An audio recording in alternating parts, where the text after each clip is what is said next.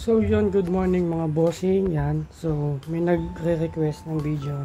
Gawan ko daw ng video kung kasya ba yung cellphone dito sa side pocket ng ating Aerox V3. Ayan, so ayan po, pakita ko muna sa inyo yung loob.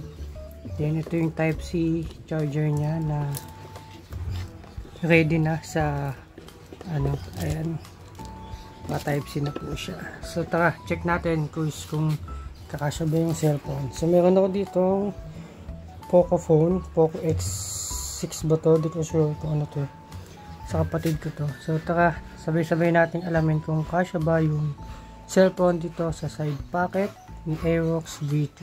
Tara mga boys.